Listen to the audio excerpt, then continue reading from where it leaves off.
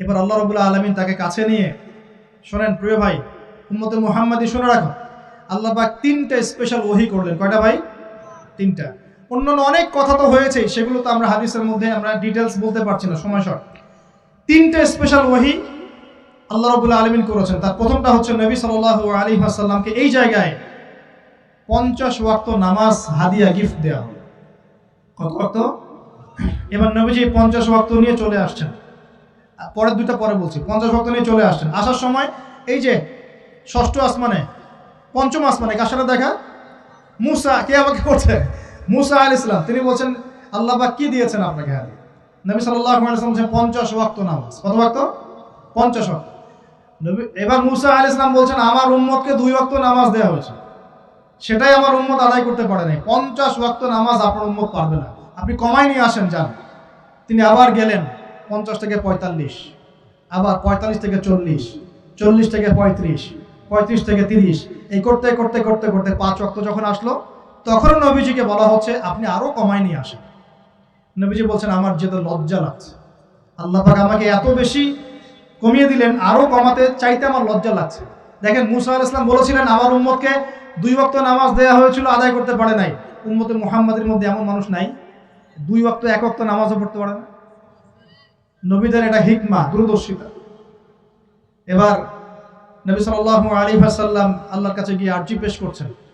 আল্লাহ রাব্বুল আলামিন বলছেন 5 ওয়াক্ত নামাজ আমি দিলাম, কিন্তু 5 ওয়াক্ত যদি তোমার উম্মত আদায় করে 50 ওয়াক্তের নেকি দেওয়া হবে ইনশাআল্লাহ।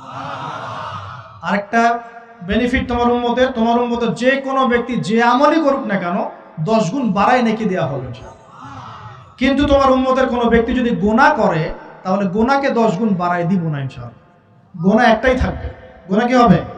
একটাই থাকবে। আর নেকির কাজ করলে 10 গুণ বাড়ায় দেওয়া হবে। 1 টাকা দান করছেন 10 টাকার নেকি হবে। 1 রাকাত নামাজ পড়ছেন 10 রাকাতের নেকি হবে। একটা সেজদা করছেন 10টা সেজদার নেকি হবে ইনশাআল্লাহ। কথা বুঝতে পারছেন? এটা হলো একটা গিফট বা হাদিয়া। সেকেন্ড গিফটটা হচ্ছে আল্লাহ রাব্বুল আলামিন নবী সাল্লাল্লাহু আলাইহি ওয়াসাল্লামকে সূরা বাকারার শেষের 2টা বা 3টা আয়াত ওহী করলেন। কয়টা ভাই? শেষের 2টা বা 3টা। লিল্লাহি মা ফিস সামাওয়াতি, এখান থেকে ফানসুরনা আলাল কওমিল কাফিরিন পর্যন্ত। এই আয়াতগুলোর ফজিলত সম্পর্কে এসেছে যে রাতের বেলা কেউ যদি এই আয়াতগুলো পড়ে ঘুমায়, সূরা বাকারার শেষের 2টা বা 3টা পড়ে ঘুমায়, সারা রাত তাহাজ্জুদের নেকি পাবে ইনশাআল্লাহ। এবং দৃশ্য অদৃশ্যের কোনো ক্ষতি, তার কোনো অনিষ্ট সাধন করতে পারবে না ইনশাআল্লাহ। এই যে সমস্যা হয় ঘুমের মধ্যে, জিনের সমস্যা, জাদুর সমস্যা, বদনজর ইত্যাদি, কোনো রকম প্রবলেম তাকে ফেস করতে হবে না ইনশাআল্লাহ। সূরা বাকারার শেষের কয় আয়াত? কমপক্ষে 2 আয়াত, যদি পারেন 3টা আয়াত পড়বেন। 2টা হাদিয়া হল। 3 নম্বর হাদিয়াটা আরো বড়। 3 নম্বর হাদিয়া হচ্ছে নবী সাল্লাল্লাহু আলাইহি ওয়াসাল্লামকে আল্লাহ পাক বললেন তোমার উম্মতের, একটু গৌর করে শুনেন, তোমার উম্মতের যে কোনো ব্যক্তি যত পাপই করুক না কেন, যদি আমার সাথে শিরকের পাপ না করে, শিরকের পাপ ছাড়া আমার সাথে সাক্ষাৎ করে, আসমান জমিন সমান যদি পাপ করে, আমি আল্লাহ তার সামনে আসমান জমিন সমান ক্ষমা নিয়ে হাজির হব ইনশাআল্লাহ। এই উম্মতের যে কোনো ব্যক্তি খালি লা ইলাহা ইল্লাল্লাহ মুখ দিয়ে পড়েছে, ইসলামের সামনে আত্মসমর্পণ করেছে এবং শিরক মুক্ত আমল করেছে, বেদাত মুক্ত আমল করেছে, ঠিক আছে, তার যত বড় বড় পাপই থাকুক না কেন ইনশাআল্লাহ আল্লাহ পাক কোনো না কোনো ওসিলায় সেই পাপ মাফ করে দেবেন ইনশাআল্লাহ। এটা একদম লিখিত হয়ে গেছে। জান্নাতীদের 120 কাতার হবে।